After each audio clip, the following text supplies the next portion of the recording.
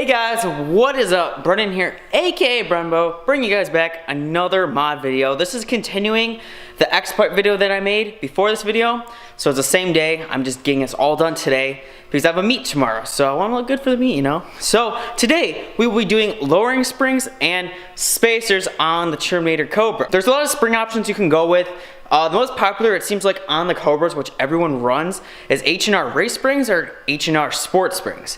Today we have the Sport Springs. Supposedly they go down a little bit lower than the Race Springs, and a lot of people say the Race Springs are a little too aggressive, too stiff, which I'm just gonna try out the Sport ones, see how I like them. But not a lot of people run coilovers on this car. It's more popular to do lowering springs, I guess. I don't know, there's not much support for coilovers on the car, so I went with lowering springs. It'll give it a really good drop, especially if you take out the isolators the springs are on, which I will be doing today. I don't really recommend it because it could make a lot of noise, but I want that low. So we got the H&R Sport Springs. They're blue.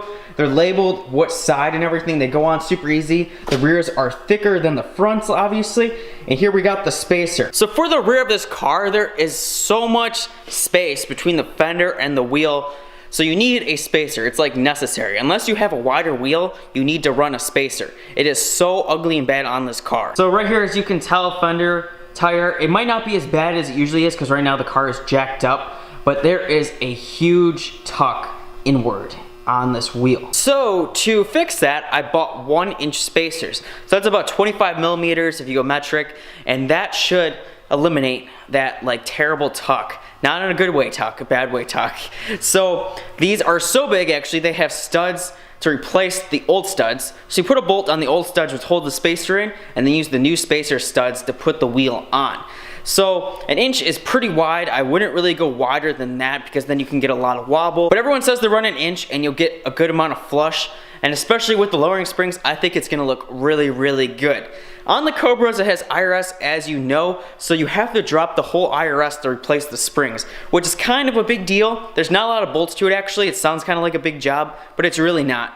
So for the back, it's a little more difficult than the front, but it shouldn't be that hard of an install at all. Just to make sure you know what you're doing, and it shouldn't be that hard. I got these lowering springs from Late Model Restoration. I've been getting a lot of things from them lately. I got the X-Pipe, the eliminator sensors, and the gasket. So this is the fourth thing I bought from Late Model Restoration.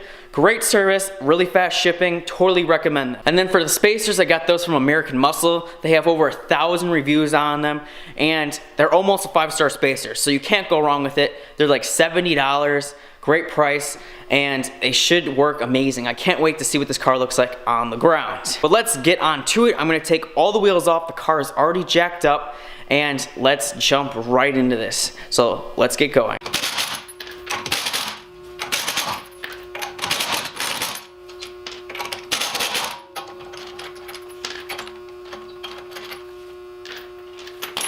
So I'm gonna start on the front. So you gotta take out the caliper and the rotor completely because it'll get in the way when you remove the springs. So you gotta remove the caliper and the rotor.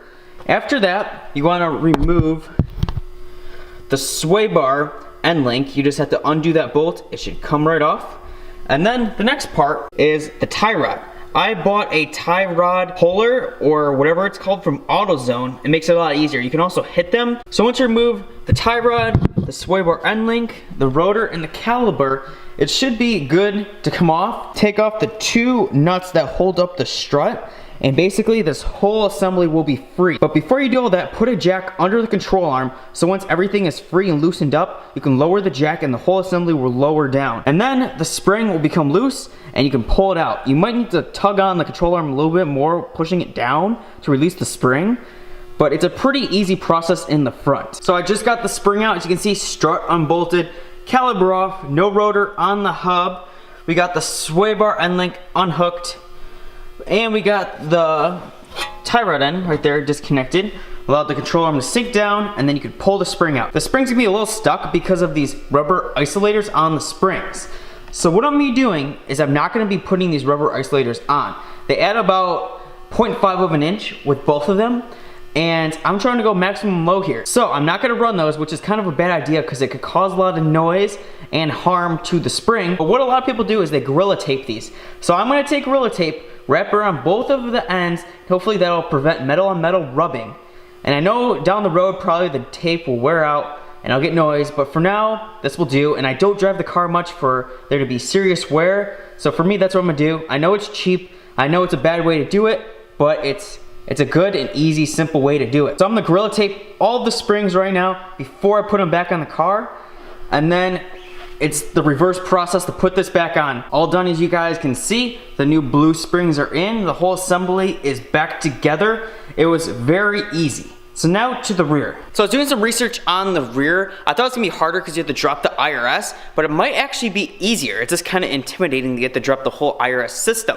The reason I think it's easier is, first off, you don't have to remove the rotor or the caliper, which saves quite a bit of time. All you really have to do is take off the hanger for the exhaust that's right by the spring, so one on each side, and then you want to remove the strut, which is 1 bolt, and then remove the IRS bolt, which is also 1 bolt on each side. And then after that, you're gonna lower down the IRS. But you wanna do this one side at a time. You're gonna need 2 jacks, 1 on the differential and 1 on the control arm for both sides. So you're gonna do 1 side at a time until both sides are unsupported by anything, and that's where you're gonna lower the IRS, put the new springs in, and then do the reverse order. I really wish I could show you guys this stuff, but I don't have a second cameraman, and it's just really hard to put on a tripod and do this stuff.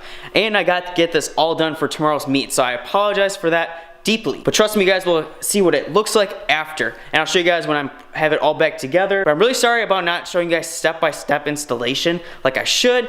I'm a bad YouTuber, I'm sorry. So this is with the IRS dropped. It looks really scary and sketchy. This is supposed to be up here, but when you lower the car, it feels like part of the car is just falling down.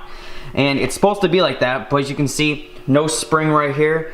This is it, completely dropped. Put the new one in, raise it up with the jack from the control arm, and then just bolt everything back up, and that's about it. Do that on both sides, and yeah, you're good to go. You have a lowered Cobra. So here's the car with the 1-inch spacers. As you guys can see, has the new studs on the spacer.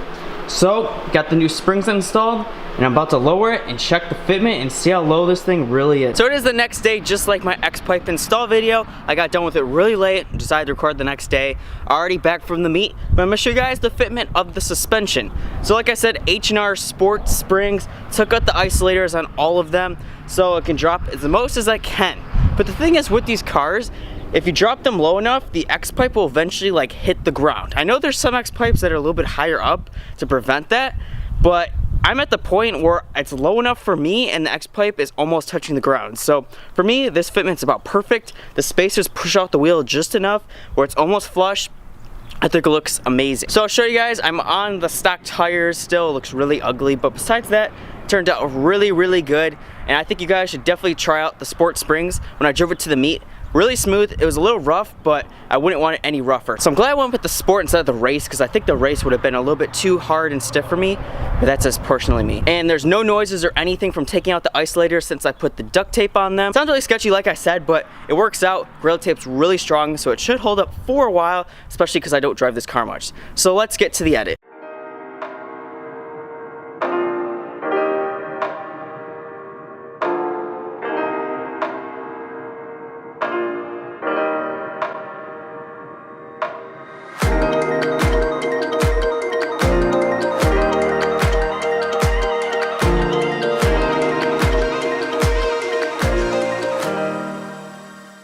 So if you guys can see that, that is the clamp to the X-Pipe. Is about 1.5 inches from the ground. So I'm really scared if I go over a speed bump or anything, that's gonna hit. I may turn it so the clamp is like facing a different way, but for now that's how it sits. So here's a closer look at the rear fitment. It's about 3 fingers or 2.5. It's hard to say.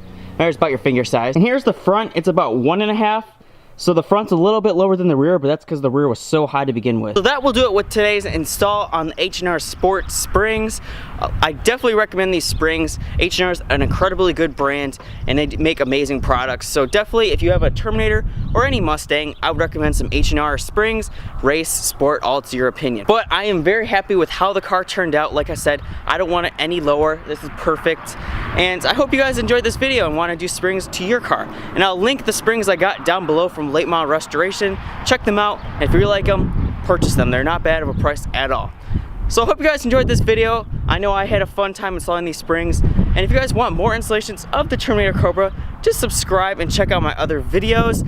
And more is to come, so don't worry about that. But have a great day. I'll see you guys later. Peace out.